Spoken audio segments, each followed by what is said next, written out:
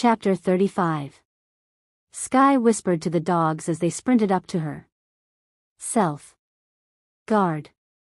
Both dogs split instantly, one veering left, the other right, keeping her centered between them.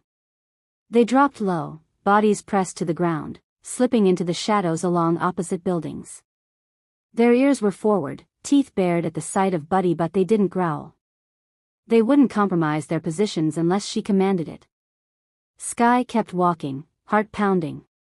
She hadn't expected Buddy to try something this soon, but clearly he'd found a moment to slip away from Ben and the others. He was huge, and not quiet. She could hear the faint crunch of his boots even at a distance. She practiced the breathing Fred had taught her, forcing her pulse to steady. Any sudden change in her pace might tip him off that she knew he was there.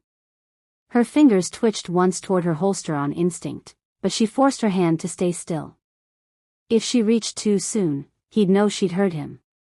Buddy, unaware of the dogs shadowing her, crept along the far side of the house. Skye continued toward her usual lookout point on the wall. The dogs crawled behind her, far enough back to stay hidden. Buddy watched her step into the clearing. No one else in sight. This was it. The kid had killed Lewis, his best friend, his partner, the man he'd planned to marry once they were out of the army. No one else knew.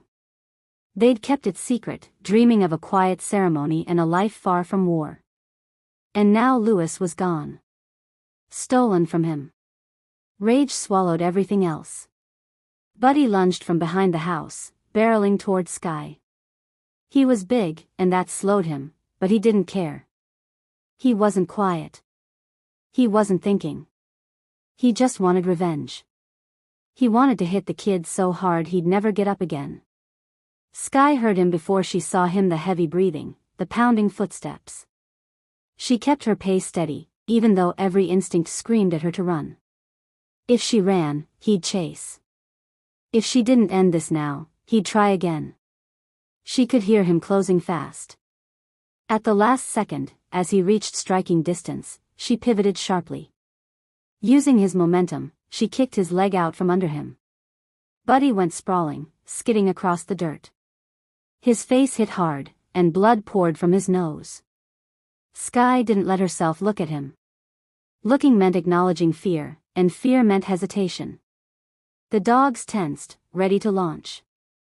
Skye reached down and clicked her radio 3 times the trouble signal. One by one, the others clicked back their numbers. Hers was 3. Fred would know exactly where she was supposed to be. Buddy pushed himself up, blood dripping down his shirt. "You're dead," he roared. He charged again, fury blinding him. This time he anticipated her dodge. Skye saw the shift in his shoulders a second too late.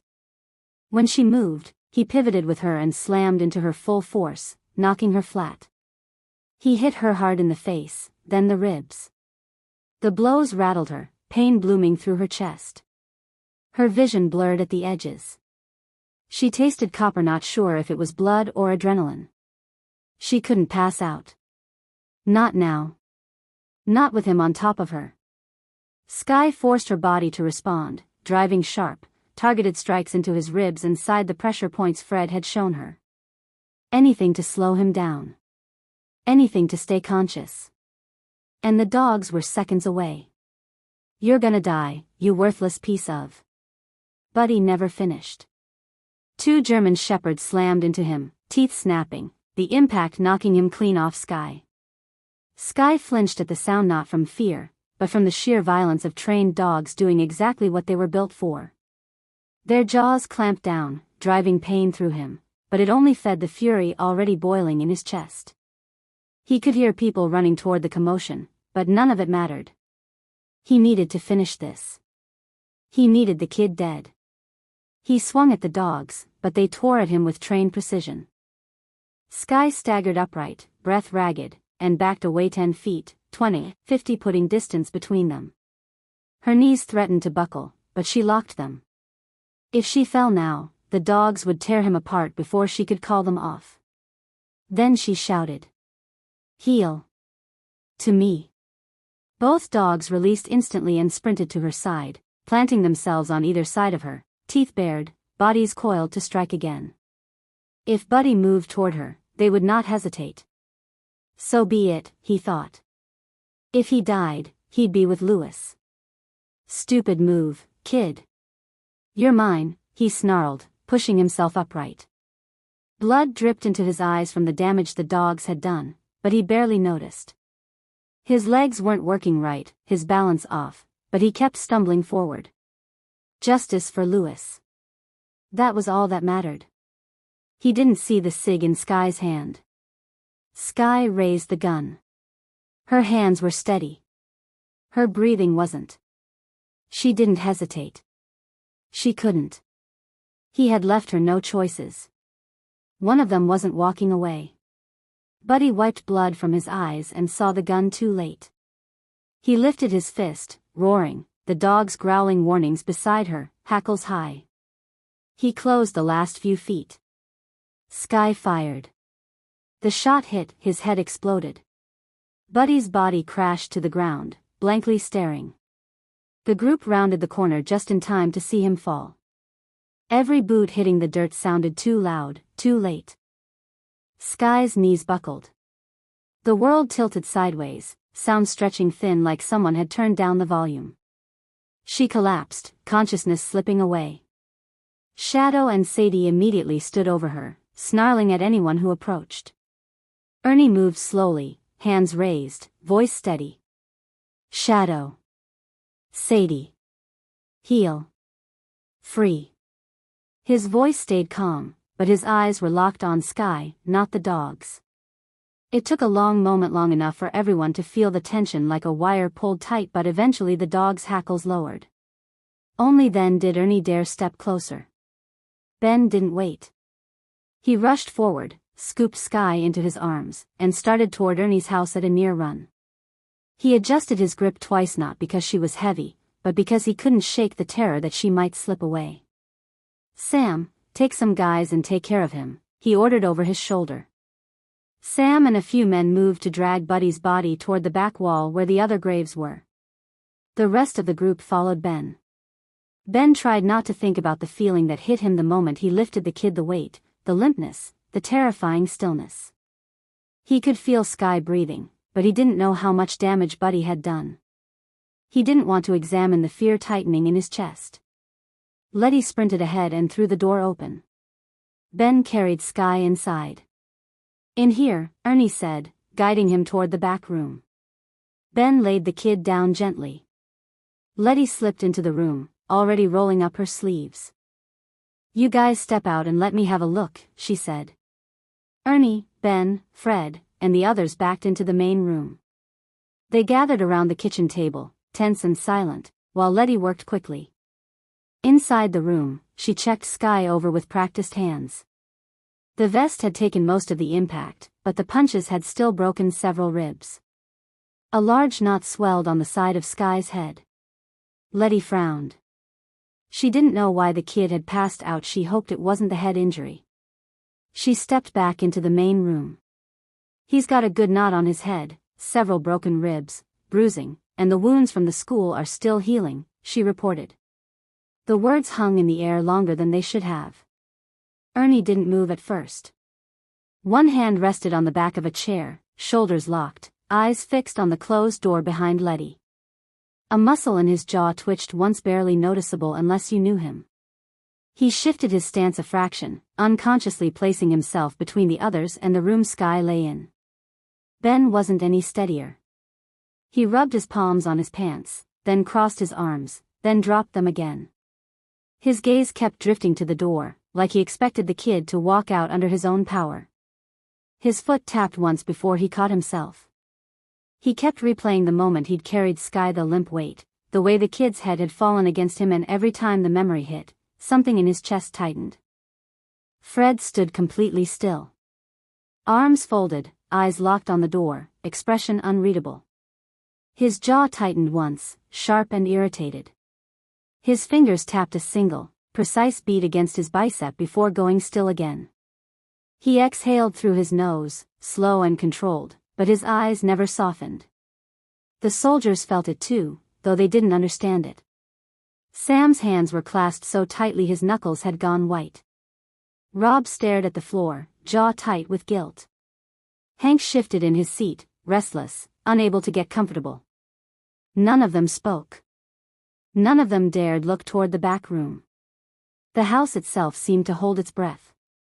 Even the dogs outside had gone quiet, as if the whole compound understood something had shifted. A chair creaked softly as Doug adjusted his weight. A floorboard popped, and 3 men flinched before they could stop themselves. Ernie finally exhaled slow, controlled and nodded once. Only then did Sam clear his throat. "Sir, you won't have any more issues with any of us. We didn't come here for this. If we're still welcome, we'd like to stay." "If I'd known he had this in mind, I never would have brought him," Rob added quietly. "You couldn't have known," Ernie said. "You're all still welcome here. We still need your help. The invitation stands. You have our word, sir." "Thank you," the remaining soldiers said almost in unison. Ernie nodded. "We need to finish setting up. I've got no clue how long before that other group arrives. Letty, will you stay with Skye?" "Of course," she said. The men headed back out to work. They set nailed boards around the property, ran hidden barbed wire, and rigged tripwires to explosives, anything that might slow down whatever was coming. They were down 3 people now, and every pair of hands mattered. Letty sat quietly beside Skye's bed. She would feel a lot better once the kid woke up. "Come on, Skye, wake up," she murmured. Skye stirred at the sound of her voice. Letty had been moving around the room, setting a bottle of water on the nightstand and gathering Skye's scattered gear from the floor. Skye blinked groggily. Her first instinct was to reach for her gun. Her second was to breathe through the pain. "I'm awake," she whispered, trying to sit up. Pain shot through her ribs and she winced. "You're in Ernie's room," Letty said gently. "You passed out after Buddy attacked you.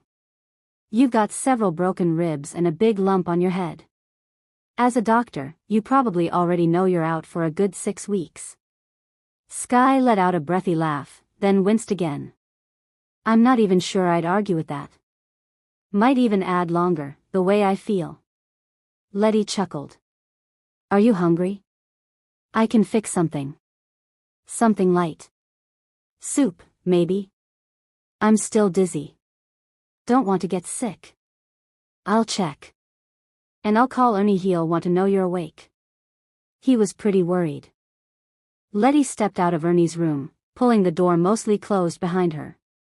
She crossed the main room quickly and grabbed the radio off the table. She keyed the radio. "Ernie, when you get a minute, I could use you at the house." The response was instant.